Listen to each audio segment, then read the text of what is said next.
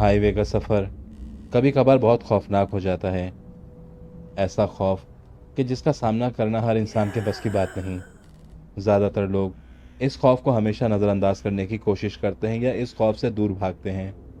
आज मैं आपको उसी खौफ से मिलाने जा रहा हूँ। एक ऐसी हकीकत जिस पर यकीन करना थोड़ा मुश्किल है, मगर जिस पर यह हकीकत गुजरी है वही इस खौफ को समझ सकता है। कुछ ऐसे मुकामात जहाँ पर सालों से कोई इंसान गया नहीं। और क्या हो कि ऐसी जगह पर आपको कोई ऐसा होटल नज़र आए जहाँ पर आप जाएं, खाना खाएं और वहाँ आराम भी करें, लेकिन पलक झपकते साथ ही आपके सामने से सब कुछ गायब हो जाए। आज की कहानी एक हकीकत पे मबनी है। मेरी आप सबसे रिक्वेस्ट है कि वीडियो के आखिर तक हमारे साथ ज़रूर जुड़े रहिएगा। चैनल पर आने वाले तमाम नए सारिफिन से रिक्वेस्ट करूँगा कि वो हमारी वीडियो को लाइक और चैनल को सब्सक्राइब ज़रूर कीजिएगा। मौजू का आगाज़ करने से पहले एक बार आयतल कुर्सी ज़रूर पढ़िएगा। कराची से लाहौर जाने वाला पुराना नेशनल हाईवे जो N5 के नाम से मशहूर था, दिन भर वहाँ गाड़ियों का शोर हुआ करता था, लेकिन रात होते ही वो रोड एक खौफ की अलामत बन जाया करता था। रात के 2 बजे के बाद हाईवे पर सिर्फ ट्रक और कुछ बसें गुजरती हुई नजर आती थीं, लेकिन पिछले 8 महीनों से एक अजीब चीज़ नज़र आने लगी थी। ड्राइवर्स का कहना था कि उन्हें अक्सर रोड किनारे लाशें नज़र आती हैं, कभी हाईवे के किनारे तो कभी झाड़ियों में और कभी हाईवे के बराबर बनी हुई नाली में। मगर हर लाश में एक चीज़ कॉमन थी, उनके चेहरे गायब होते थे। ना आंखें, ना होठ, ना कोई निशान। उन लाशों को पहचानना काफ़ी मुश्किल होता था। सिर्फ खून से भरा हुआ उनका जिस्म वहाँ पड़ा होता था। मीडिया ने उसे अननोन किलर का नाम दिया या हाईवे का कसाई के नाम से मशहूर कर दिया। इंस्पेक्टर फरहान जो इस केस को लीड कर रहे थे, लेकिन कुछ अरसे के बाद पुलिस ने इस फाइल को बंद कर दिया था, क्योंकि उन्हें उस कातिल तक पहुंचने का कोई सबूत नहीं मिल रहा था। पुलिस स्टेशन में एक अजीब सी खामोशी छा गई थी। तभी कांस्टेबल इमरान ने बोला, सर, हर विक्टिम लास्ट में एक ही इलाके में देखा गया था। फरहान ने उसकी तरफ देखा और कहा, कहाँ पे? इमरान ने फाइल खोली तो उसमें एक ढाबे का नाम था जो रहमत ढाबा के नाम से काफ़ी मशहूर था। रहमत ढाबा हाईवे के बीचों बीच एक सुनसान जगह पर बना हुआ था। ना आसपास कोई गांव, ना कोई पेट्रोल पंप और ना ही कोई मार्केट थी। बस एक पुराना ढाबा जिसकी हालत काफ़ी ख़राब थी। और वो एक ऐसी जगह पर था कि जिस जगह पर किसी का कोई शक जा ही नहीं सकता था। लेकिन ड्राइवर्स का कहना था कि ढाबे का खाना काफ़ी अजीब और लजीज होता है, स्पेशली कोरमा, जो लोगों को बहुत पसंद आता था। लेकिन फरहान को एक चीज़ काफ़ी अजीब लगी कि वो ढाबा कभी बंद नहीं होता था। पूरे साल 24 घंटे खुला रहता था। और उस ढाबे का बावर्ची, वो एक अजीब से खौफ में हमेशा नज़र आता था। ना किसी से बात करता था और ना हंसता मुस्कुराता था, बस खामोशी से उदासी के साथ अपना काम करता रहता था। उसका नाम हाजी करीम था। उम्र 60 साल, बज़ाहिर दिखने में दुबला पतला और सफ़ेद दाढ़ी थी। उसकी आंखों में हमेशा एक डर नज़र आता था। लेकिन अजीब बात यह थी कि उसके हाथों पे काफ़ी ज़ख्मों के निशान थे। जब फरहान पहली बार ढाबे पर गया तो उस वक़्त रात के करीब 1 बज रहे थे। अंदर सिर्फ 3 ट्रक ड्राइवर बैठे हुए थे और ढाबे के एक कोने पे पुराना रेडियो चल रहा था, जहाँ से हल्की हल्की कवालियों की आवाज़ें आ रही थीं। और उस वक्त हाजी करीम कुछ खाना पका रहा था। फरहान उसके पास गया और कहा, मैं पुलिस वाला हूँ। करीम ने बस उसकी तरफ देखा और फिर अपने काम में मसरूफ़ हो गया। फरहान ने उससे कहा कि मैं आपसे कुछ सवाल पूछना चाहता हूँ। हाजी करीम ने काफ़ी अजीब तरीके से कहा, पूछ लो। और तभी फरहान ने ढाबे को गौर से देखना शुरू किया तो ढाबे की हालत काफ़ी ख़राब थी। जगह जगह से दीवारों का रंग उतरा हुआ था और कई जगह से फर्श टूटे हुए थे। तभी उसकी नज़र किचन के पास एक दरवाजे पर पड़ी, जहाँ पर लोहे का दरवाज़ा था और उस पर ताला लगा हुआ था। उसने कहा, यह रूम किस चीज़ का है? करीम ने फौरन कहा, ये स्टोर है। फरहान ने कहा, मैं इस स्टोर को चेक करना चाहता हूँ, आप इसका दरवाज़ा खोलें।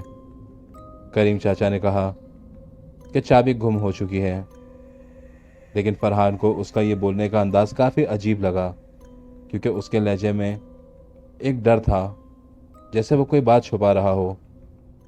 उस रात फरहान को कोई सबूत नहीं मिला, लेकिन जब वो वापस जा रहा था, तभी एक ट्रक ड्राइवर उसके पास आया और कहा, साहब उस ढाबे का गोश्त मत खाना। फरहान ने हैरत से उसकी तरफ देखा और कहा, क्यों? तभी उस ट्रक ड्राइवर ने कहा, एक बार मैंने रात को देखा था कि करीम पीछे जंगल में किसी चीज़ को दफना रहा था, और एक दो दिन के बाद उस जगह से एक अजीब सी बदबू आने लगी, ऐसी बदबू कि जैसे किसी इंसान की लाश सड़ रही हो। और फिर वो ट्रक ड्राइवर काफ़ी डर के इधर उधर देखने लगा और खामोशी से वहाँ से चला गया। फरहान ने उसे रोकने की काफ़ी कोशिश की, लेकिन वो काफ़ी जल्दी वहाँ से निकल गया। अगली रात फरहान एक ट्रक ड्राइवर बनकर उस ढाबे पर पहुंचा। उसने झूठी दाढ़ी लगाई, पुराने कपड़े पहने और ट्रक को पार्किंग में खड़ा किया। उस वक्त रात के करीब 12:40 हो रहे थे। ढाबा मामूल के हिसाब से रोशन था, लेकिन आज वहां पर ट्रक ड्राइवर का रश कम था। फरहान ने ऑर्डर दिया कि एक चाय और एक कोरमा लेकर आओ। करीम ने उसकी तरफ देखा और फिर धीरे से मुस्कुराते हुए कहा, ठीक है। फरहान के लिए वो लम्हा पहली बार ऐसा था जब उसने उसको मुस्कुराते हुए देखा था, और उसकी मुस्कुराहट काफ़ी खौफनाक थी। फरहान ने कोरमे को स्पून से हिलाना शुरू किया तो उसे उस वक्त वो गोश्त काफ़ी अजीब लग रहा था, बहुत नरम, और उसमें से एक अजीब सी बदबू आ रही थी। तभी फरहान ने खामोशी से उसमें से एक बोटी उठाई और एक थैली में डाल के जेब में रख ली। और तभी उसने देखा कि किचन के पीछे वाले लोहे का दरवाज़ा हल्का सा खुला हुआ था। अंदर काफ़ी अंधेरा था और उस अंधेरे में जैसे कोई चीज़ हिल रही हो। फरहान धीरे से उठा और उस दरवाजे की तरफ बढ़ने लगा। हाजी करीम उस वक़्त अपने घाक के साथ मसरूफ़ था। फरहान छुपके से दरवाजे तक गया तो उसे ऐसा महसूस हुआ कि जैसे दरवाज़ा हवा से हिल रहा है, मगर अंदर से काफ़ी अजीब बदबू आ रही थी, जैसे कोई लाश सड़ रही हो। तभी उसने टॉर्च निकाला और अंदर कदम रखा। वो कमरा कोई स्टोर रूम नहीं था। नीचे बेसमेंट की तरफ सीढ़ियाँ जा रही थीं और दीवारों पर कुछ पुराने खून के निशान लगे हुए थे। 4-6 सीढ़ियाँ उतरने के बाद उसे ऐसी आवाज़ आ रही थी कि जैसे नीचे कोई गोश्त काट रहा है। फरहान का दिल ज़ोर ज़ोर से धड़कने लगा और वह धीरे धीरे मज़ीद नीचे उतरने लगा। हर कुछ कदम के बाद बदबू काफ़ी तेज़ होती जा रही थी, और फिर जब वो बेसमेंट तक पहुंचा तो बेसमेंट के बीच में एक लोहे का बड़ा सा टेबल रखा हुआ था। उस पर एक लाश रखी हुई थी जिसका चेहरा गायब था, और उस लाश के हाथ कटे हुए अलग रखे हुए थे। एक आदमी जो उस हाथ को बेदर्दी से काट रहा था, जो दिखने में नहायत खौफनाक और भारी जिसामत का इंसान था। फरहान ने पिस्तौल निकाली और चिल्लाते हुए कहा, हिलना मत। वो आदमी धीरे से रुका और फिर उसने अपना चेहरा उठाया। उसका चेहरा देखकर फरहान को काफ़ी खौफ महसूस हो रहा था, क्योंकि उस आदमी का चेहरा भी काफ़ी बुरे तरीके से ज़ख्मी हुआ था। और अजीब बात यह थी कि उसके चेहरे पर कुछ नए ज़ख्म बने हुए थे जिससे खून टपक रहा था। वो फरहान की तरफ देख के मुस्कुरा रहा था। तभी अचानक वहाँ की लाइट बंद हो गई। बेसमेंट पूरी तरह अंधेरे में डूब गया और हर तरफ किसी के धीमे बात करने की आवाज़ सुनाई दे रही थी। फरहान ने जैसे ही टॉर्च ऑन करी तो वो ज़ोर ज़ोर से चिल्लाने लगा। बेसमेंट में सिर्फ एक आदमी नहीं था, कम से कम 8 से 9 लोग मौजूद थे। सबके चेहरे कटे हुए थे, और हैरत की बात यह थी कि वो इतने ज़ख्मों के साथ भी जिंदा थे, और सब फरहान की तरफ देखे जा रहे थे। घबराहट के मारे फरहान से गोली चल गई, जिसमें एक आदमी जख्मी हो गया, मगर बाकी सब उसकी तरफ भागने लगे। उनके हाथ एक नॉर्मल इंसान से थोड़े लंबे थे। फरहान सीढ़ियों की तरफ भागने लगा, तभी किसी ने उसका पाँव पकड़ लिया और फरहान बहुत बुरे तरीके से सीढ़ियों पर गिर गया। टॉर्च, जो उससे काफ़ी दूर जाके गिरी थी, उस रोशनी में उसने देखा कि करीम चाचा सीढ़ियों पर खड़े हुए हैं और मुस्तकिल उसी की तरफ देखे जा रहे हैं। हाथ में एक बड़ा सा कुल्हाड़ा पकड़ा हुआ था। तभी करीम चाचा ने एक भारी आवाज़ में कहा, जो भी यहाँ आता है वो यहाँ से कभी जिंदा नहीं जाता है। और धीरे धीरे करीम चाचा सीढ़ियों से नीचे उतरने लगे। करीम चाचा को सीढ़ियों से उतरता देखकर फरहान काफ़ी घबराने लगा।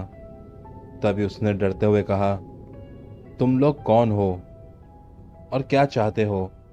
अजीब बात यह थी कि उस वक्त करीम चाचा की आवाज़ काफ़ी बदलने लगी थी।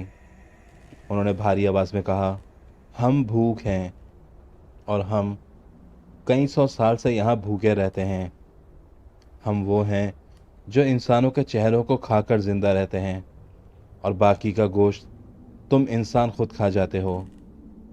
अब फरहान को ये समझ आ चुका था कि वो एक ऐसे मखलूक के बीच में फंसा हुआ है जो इंसान नहीं हो सकती है। आसपास के माहौल में उसे एक अजीब सा बदलाव महसूस होने लगा। किसी के बात करने की आवाज़ तो किसी के हंसने की आवाज़ उसे एक साथ सुनाई दे रही थी। मगर हैरत की बात यह थी कि वहाँ जो भी लोग थे वो बिल्कुल खामोश थे। तभी फरहान को ज़मीन पर बिल्कुल काला खून नजर आने लगा। अब वो समझ चुका था कि यहाँ से बच के जाना काफ़ी मुश्किल है। एक लम्हे के लिए उसने जिंदा रहने की उम्मीद ही छोड़ दी थी। मगर तभी उसने कुछ कुरानी आयत पढ़ना शुरू की, जिसकी वजह से उसे ऐसा महसूस हो रहा था कि वो मखलूक उसे वहाँ से निकलने का अब रास्ता दे रही हैं। वो जल्दी जल्दी वहाँ से निकला और सीधा जाके अपने ट्रक में बैठा। लेकिन जब उसने ट्रक में बैठने के बाद होटल की तरफ देखा तो उस वक्त होटल की लाइटें बिल्कुल बंद थीं। दूर से देखने पर ऐसा मंजर था कि जैसे वहाँ पर कोई होटल था ही नहीं। जल्द से जल्द वो शहर की तरफ लौट आया। पुलिस स्टेशन आने के बाद उसने अपने तमाम साथियों को ये सारा मसला बताया। अगले दिन जब फरहान अपनी टीम के साथ उस होटल की तरफ गया तो उसने देखा कि होटल की हालत काफ़ी ख़राब थी। होटल की दीवारों पर मकड़ी के जाले थे और हर चीज़ दिखने में ऐसी थी कि जैसे कई सालों से यहाँ कोई आया ही नहीं हो। फरहान के साथी उसकी तरफ देखने लगे और काफ़ी हैरत से पूछ रहे थे, क्या तुम वाकई में यहीं आए थे? और कुछ देर तक फरहान भी यही सोच रहा था, कहीं मैं गलत जगह तो नहीं आ गया हूँ। लेकिन आसपास का माहौल उसे ये यकीन दिला रहा था कि कल वो जिस जगह पर फंसा हुआ था वो यही होटल था। बिलाखिर फरहान अपनी टीम के साथ उस होटल के अंदर दाखिल हुआ। हर वो चीज़, हर वो जगह बिल्कुल वैसे ही थी जैसे फरहान आया था। मगर एक चीज़ मुख्तलिफ थी कि बेसमेंट में धूल मट्टी पड़ी हुई थी। अगर वाकई में यहाँ रात को कोई खून था या कोई इंसान थे तो उनके निशान कहाँ गए? ये सवाल ऐसा है जिसने आज तक बहुत से लोगों को उलझा के रखा हुआ है। ये बात तो हकीकत है कि हाईवे एक ऐसी रोड है जहाँ पर ऐसी मखलूकों का सामना होना एक आम सी बात है। कई लोग ऐसे हैं जो हाईवे पर गुजरते वक्त कुछ गांव को देखते हैं, लेकिन जब वो उस जगह जाते हैं तो वहाँ कुछ भी नहीं होता। ये वो मखलूकें हैं जो इंसान को अपनी तरफ अट्रैक्ट कर रही होती हैं, और जब इंसान इनके जाल में फंस जाता है तो उसके बाद इनका बचना बहुत मुश्किल होता है। मेरी आप सबसे रिक्वेस्ट है कि अगर आप लोग कभी किसी ऐसे सफ़र पे हों जो रात का सफ़र हो और एक हाईवे से गुजरने वाला रास्ता हो, अगर आपको वहाँ ऐसी कोई एक्टिविटी या ऐसी कोई मखलूक नज़र आए तो लिहाजा कोशिश कीजिएगा कि उस मखलूक की मदद करने से पहले एक बार उसकी तरफ देख ज़रूर लीजिएगा। क्योंकि अक्सर जाने अनजाने में हम जिसे इंसान समझते हैं वो कोई दूसरी दुनिया से ताल्लुक़ रखने वाली मखलूक होती है, और जब एक बार उनसे हमारा तारुफ हो जाए तो उनसे अपनी जान छुड़ाना काफ़ी मुश्किल हो जाता है। उम्मीद करता हूँ कि आपको आज की कहानी पसंद आई होगी। मज़ीद ऐसी इंटरेस्टिंग स्टोरी से जुड़े रहने के लिए हमारी वीडियो को लाइक और चैनल को सब्सक्राइब ज़रूर कीजिएगा। इंशाल्लाह जल्द आपसे मुलाकात होगी एक नई स्टोरी के साथ। तब तक के लिए अपना बहुत ख्याल रखिएगा। अल्लाह हाफ़िज़।